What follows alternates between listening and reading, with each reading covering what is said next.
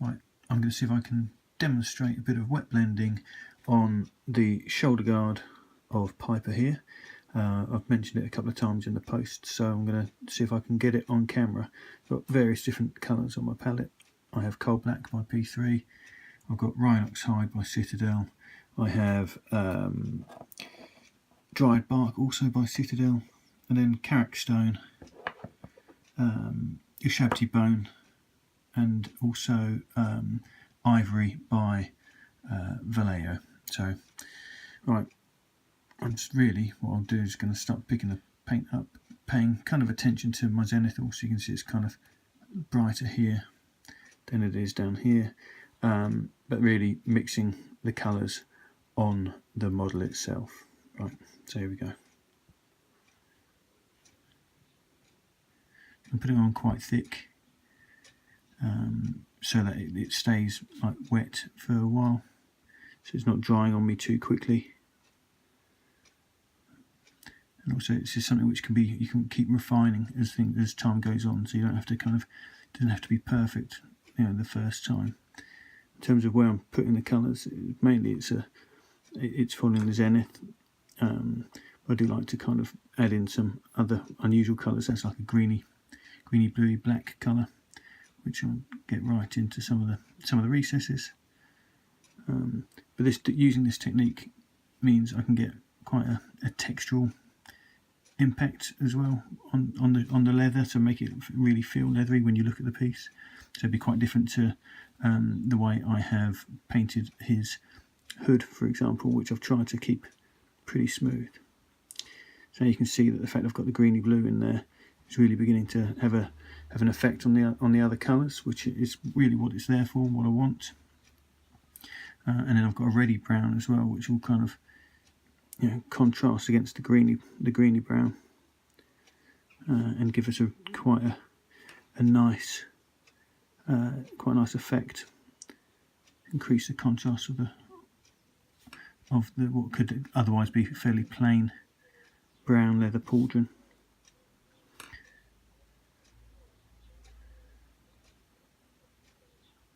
So I'm not trying to keep it smooth or anything like that. I'm just wanting to get the colour down there. You can see sort of it's still a bit glossy underneath the light, but you can sort of see it's a bit more to it than there might have been otherwise. So I'm going to keep going with this. It's still wet, which is why it's so shiny. Make it difficult to video, but at least it's kind of proving that the colour is still wet.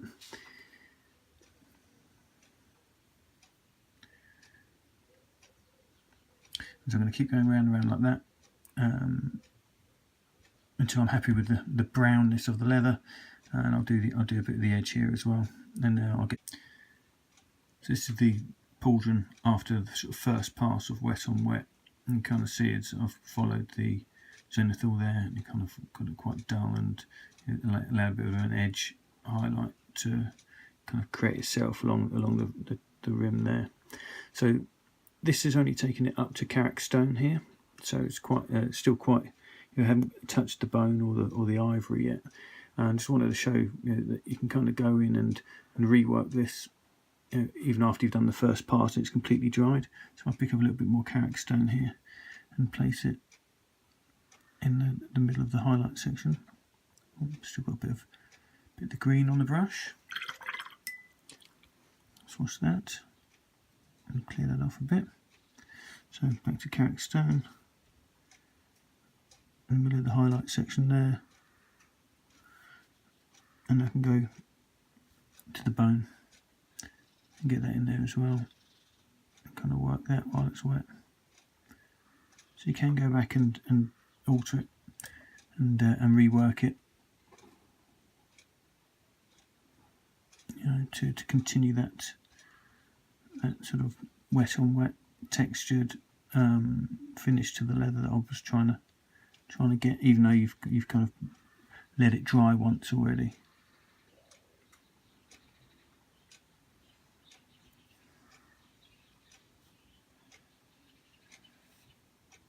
Don't know how much of how bright it's coming out on the camera.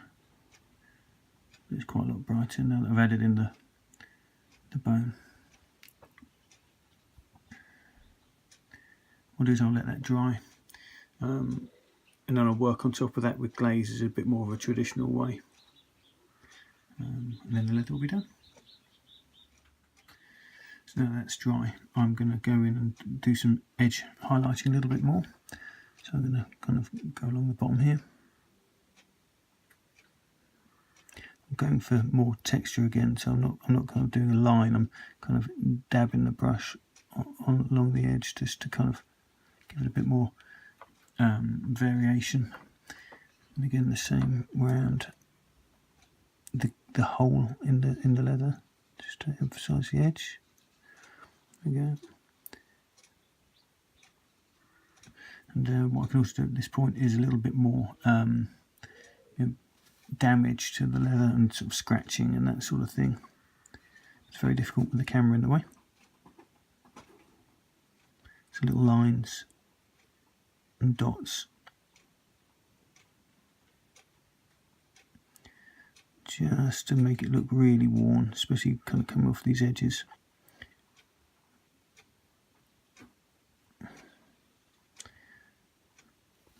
So I'm using the Carrick Stone again for this. It's not too bright, and it kind of gives me something like a base that I can actually highlight or shade if I feel the need to.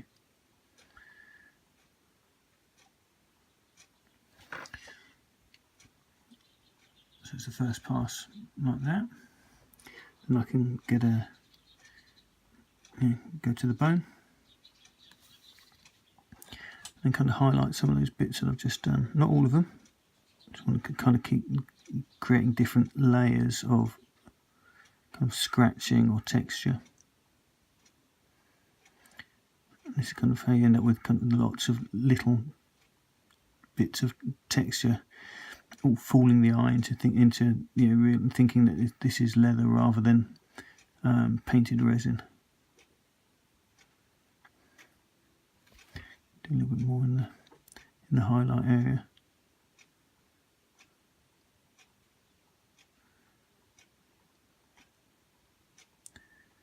Okay. And now I'm actually going to do a similar thing, but with the browns, the darker browns. So you can then almost creating the shadows. You can even kind of pick a highlight area and then underneath it, or sorry, above it, create a darker line, which is what the indent that's being picked out by the highlight.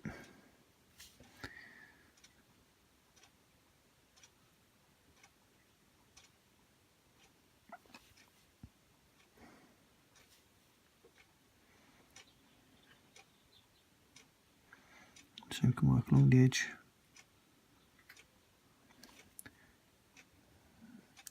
Starts making it look as if there are nicks out of the armour, or more nicks than there are actually sculpted on.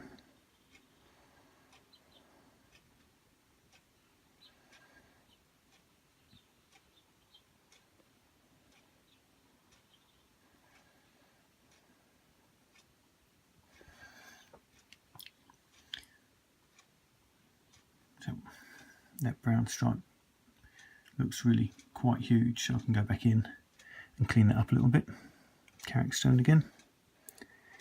See if I can tidy that up.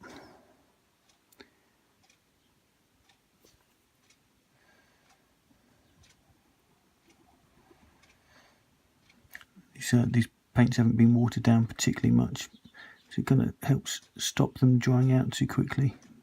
It seems like a contradiction, doesn't it? But it certainly helps. Helps them stay fluid for longer.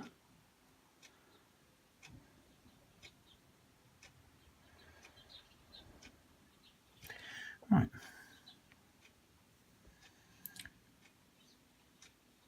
I'm happy with that. I think once I get a few washes and glazes of inks on top of that, it'll bring it all together a lot more.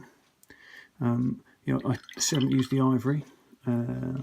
So what I will do now is just add some real final little flourishes with the much brighter bone colour, the ivory colour, where I want to pay particular attention to sharper corners.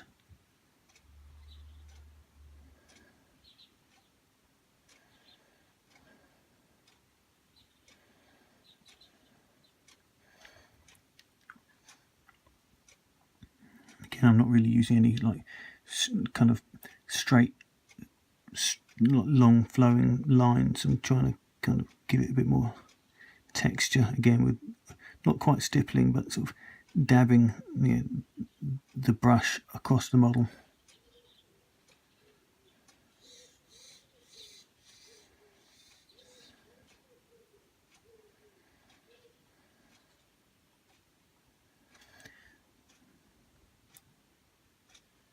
Yeah, I'm pretty happy with the way this is turning out. Let's keep going around a little bit more, a few of these bits and bobs. And I'll move on to the next leather section.